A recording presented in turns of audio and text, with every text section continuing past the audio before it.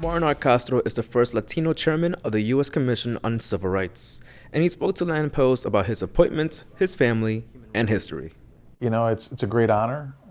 It's a great responsibility. I know that when I sit in this chair and in this office and in this role, it's not just me as an individual, but it's the community, particularly being the first Latino in over half a century existence of this commission. And I think it's also telling that the first Latino was appointed by the first African American president. And that underlines the beauty of this country, the American dream that our families came here for.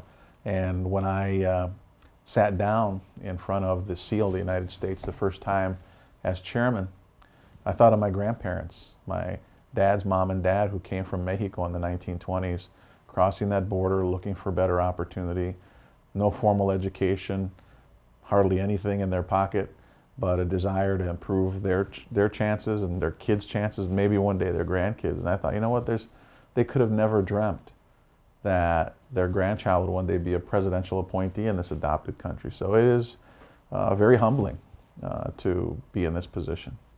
When I was growing up, when we were growing up, my parents were, my dad in particular, was a Kennedy aficionado. This was in the 60s.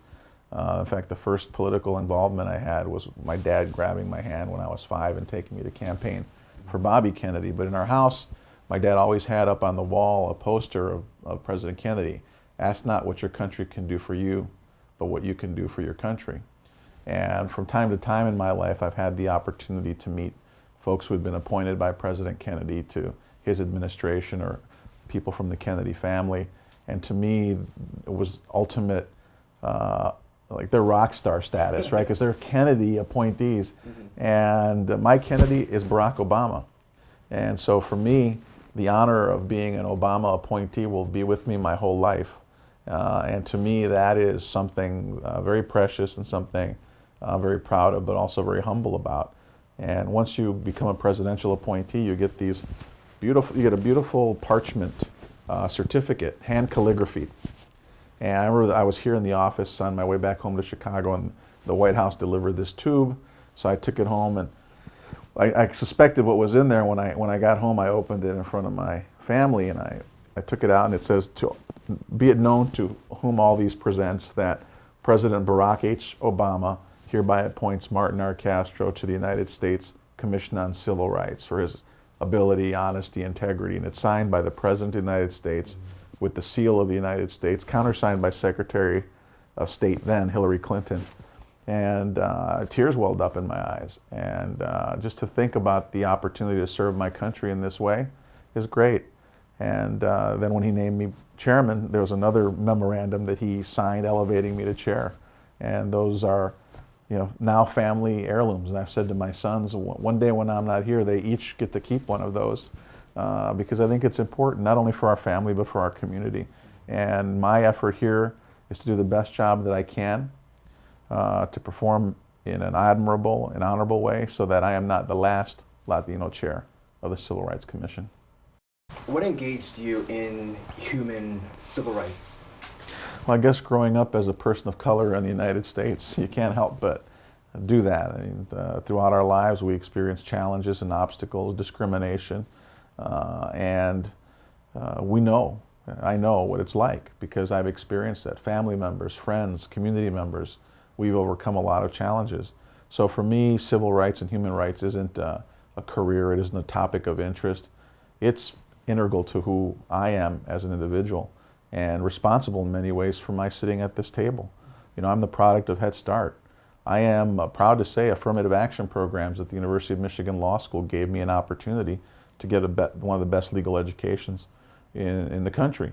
And I have done something to try to contribute with that. So I am not shy about saying that these programs that oftentimes are part of the political discourse and targeted by individuals are programs that work. I'm Exhibit A. I think it's important for all Americans, but especially Latinos, to become engaged in the civic process. Without being engaged in local government and politics, whatever party you want, but be engaged in the life of your community, be engaged in your government, because that's what influences all the decisions that affect us. And the reason I decided to become a lawyer when I was in high school was that my father was politically active. He ran for a local Democratic position. And I saw that the people that were making decisions about my Mexican community and the far southeast side of Chicago didn't come from the community. They didn't look like the community. And many of them were lawyers from the majority population. I thought, you know what? I want to be a lawyer because I want to be able to impact the issues that affect my community. And so community involvement comes at various levels. And I would encourage, and I always encourage people, particularly young people, and especially students of color, to get engaged in the process now. We need to do more as a Latino community to engage our kids in the civic process. We often talk about, importantly, the 11 million undocumented immigrants that are out there, some of whom are the subject of our report.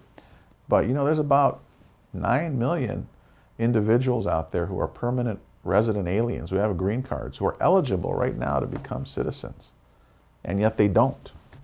And we need to figure out why that's not happening and get them to become citizens and fully engage in the political process. Again, whatever party they choose, whatever ideology they have, but they should engage in that process. And I think we need to put more effort behind that. That's my personal view. The commission hasn't opined on that.